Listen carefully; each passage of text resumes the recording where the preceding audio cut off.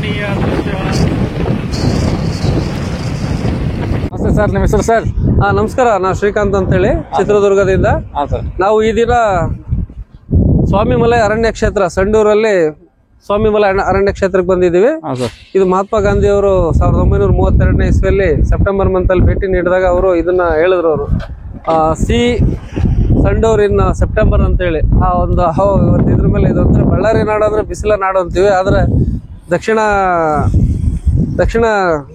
ಭಾರತದ ಒಂದು ಕಾಶ್ಮೀರ ಅಂತಾನೆ ಹೇಳ್ಬೋದು. ಈ ಪ್ಲೇಸ್ ಅಲ್ಲಿ ಈ ಟೈಮಲ್ಲಿ ಬಂದ್ರೆ ತುಂಬಾ ಒಳ್ಳೆ ತುಂಬಾ ಒಳ್ಳೆ ಕರ್ನಾಟಕದ ಕಾಶ್ಮೀರ ಇದೀವಿ ನಾವು. ಕರ್ನಾಟಕದ ಕಾಶ್ಮೀರ ಅಂತೀವಿ. ಇದು ಬಂದು ನಮ್ಮ ಒಂದು ಬಳ್ಳಾರಿ ಗಡಿನಾಡು ಅಂತೇಳಿ ಮುಂಚೆ ಎಲ್ಲ ಇದ್ ಮಾಡಿದ್ರು. ಇವಾಗ ಮತ್ತೆ ಫಾರೆಸ್ಟೇಷನ್ ಮಾಡ್ತಾ ಇದಾರೆ.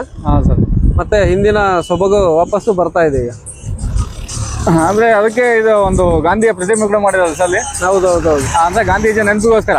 ಹೌದು ನೋಡಿ, ಇವಾಗ ಅವರು ಭೇಟಿ ನೀಡಿದ್ದು ನೆನಪಿಗೋಸ್ಕರ ಗಾಂಧೀಜಿಯವರು 1932 ಸೆಪ್ಟೆಂಬರ್ ಅಲ್ಲಿ ಭೇಟಿ ನೀಡಿದ್ರಿಂದ ನಾವು ಅವಾಗ ಏನ್ ಹೇಳಿದ್ರು ಸಿ ಸಂಡೂರ್ ಇನ್ ಸೆಪ್ಟೆಂಬರ್ ಅಂತ ಹೇಳಿ, ಅದಕ್ಕೋಸ್ಕರ ಜ್ಞಾಪಕಾರ್ಥವಾಗಿ ಅವರ ಒಂದು ಪ್ರತಿಮೆಯನ್ನ ಸ್ಥಾಪನೆ ಮಾಡಿದ್ದಾರೆ. ಸುಂದರ ಕ್ಷೇತ್ರ ಇದೆಲ್ಲ, ತುಂಬಾ ಚೆನ್ನಾಗಿದೆ. ಕರ್ನಾಟಕದ ಕಾಶ್ಮೀರ ಅಂತಾನೆ ಹೇಳ್ಬೋದು. ಇದನ್ನ ಸೆಪ್ಟೆಂಬರ್ ಅಲ್ಲೇ, ಜುಲೈ ಆಗಸ್ಟ್ ಸೆಪ್ಟೆಂಬರ್ ಅಲ್ಲೇ ಭೇಟಿ ಮಾಡ್ಬೇಕು. ಸಂಡೂರ್ ಅಂದ್ರೆ ಬರೀ ಬಿಸಿಲಿನ ನಾಡು ಅಲ್ಲ, ಇದು ಒಂದು ಉತ್ತಮವಾದ ವಾತಾವರಣ, ಬೆಟ್ಟದ ಶ್ರೇಣಿಗಳು, ಗಿಡ ಮರಗಳು. ಸ್ನೇಹಿತರೆ, ಇಷ್ಟೊಂದು ಚೆನ್ನಾಗಿದೆ.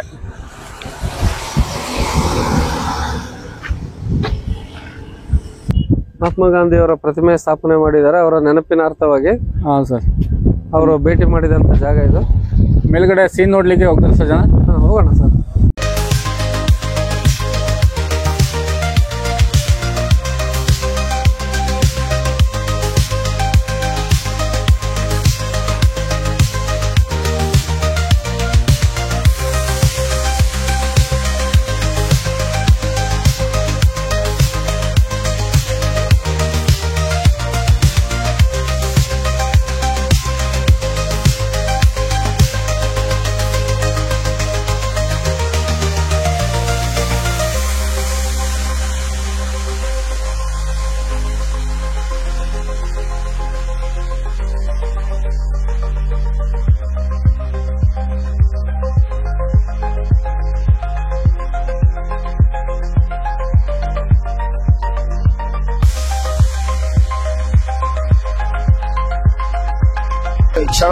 ಇದು ಕ್ಷೇತ್ರ ಈ ಭೂಮಿಯಿಂದ ಸುಮಾರು ನಾವು ಒಂದು 100-150 ಅಡಿ ಮೇಲೆ ಇದೀವಿ. ತುಂಬಾ ರಮಣೀಯವಾದ ದೃಶ್ಯ ನೋಡಬಹುದು. ಸೆಪ್ಟೆಂಬರ್ ತಿಂಗಳಲ್ಲಿ ಬಂದ್ರೆ ಇನ್ನೂ ಬಹಳ ಚೆನ್ನಾಗಿ. ಈಗ ಬೆಟ್ಟದ ಶ್ರೇಣಿ ಸುತ್ತಲೂ ಯಾವ ರೀತಿ ಸಂಡೂರಿನನ್ನು ಈ ಸಮಯಕ್ಕೆ ಬಂದ್ರೆ ಎಷ್ಟು ಅದ್ಭುತವಾದ ಗ್ರೀನ್ ಲ್ಯಾಂಡ್ ಅನ್ನು ನೋಡಬಹುದು. ನಮ್ಮ ಭಾರತ ಮಾತೆ ಕಾಶ್ಮೀರನ್ನು ಸತೆ ಮೀರಿಸುವಂತ ಸಂಡೂರು ಕಾಶ್ಮೀರ ಅಂತಲೇ ಕರೀತಾರೆ. ಇದಕ್ಕೆ ರಮಣೀಯ ದೃಶ್ಯ ನೋಡಬಹುದು. ಈ ಮಲೆನಾಡಿನನ್ನೇ ನಾಚಿಸುವಂತ ಒಂದು ವಾತಾವರಣ, ಬೆಟ್ಟದ ಶ್ರೇಣಿಗಳು, ಗಿಡ ಮರಗಳು, ಚಲಿಸುವ ಮೋಡಗಳು, ಮತ್ತೆ ಇಲ್ಲಿ ಯಾರೋ ಒಬ್ರು ಮೇಲೆ ತುಂಬಾ ತುಟ್ಟ ತುದಿಯಲ್ಲಿ ಒಬ್ರು ಕಾಣ್ತಾ ಇದಾರೆ, ನೋಡಬಹುದು. ಅಲ್ಲಿ ಎಲ್ಲಿ ಆ ಪಾಯಿಂಟ್ ಅಲ್ಲಿ ಯಾರ ಇದಾರೆ ನೋಡಿ ಸರ್, ಅದು ಮೇಲೆ ಫುಲ್ ಹೋಗ್ತಾರೆ. ಇಲ್ಲಿ ಮೇಲ್ಗಡೆ ಜನಗಳು ಇಲ್ಲಿ ನಿಂತ್ಕೊಂಡು ನೋಡ್ಲಿಕ್ಕೆ, ಇಲ್ಲಿ ಬಂದ್ಬಿಟ್ಟು ಇಲ್ಲಿ ನಿಂತ್ಕೊಂಡು ಅಂದ್ರೆ ಪ್ರತಿದಿನ ಈ ಮಳೆ ಬಂದ್ರೆ ಮತ್ತೆ ಬೇಸಿಗೆ, ಅದಕ್ಕೋಸ್ಕರ ಇಲ್ಲಿ ಒಂದು ಗೋಪುರವನ್ನು ಕೂಡ ನಿರ್ಮಾಣ ಮಾಡಿದ್ದಾರೆ.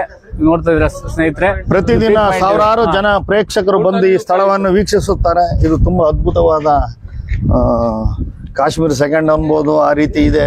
ಚಳಿ ಮತ್ತು ಬೇಸಿಗೆ ಕಾಲದಲ್ಲಿ ಬಂದ್ರೆ ಇನ್ನೂ ತುಂಬಾ ಚೆನ್ನಾಗಿರುತ್ತೆ. ಮಳೆಗಾಲದಲ್ಲೂ ತುಂಬಾ ಚೆನ್ನಾಗಿರುತ್ತೆ. ಸೆಪ್ಟೆಂಬರ್ ತಿಂಗಳಲ್ಲಿ ಬರಬೇಕು.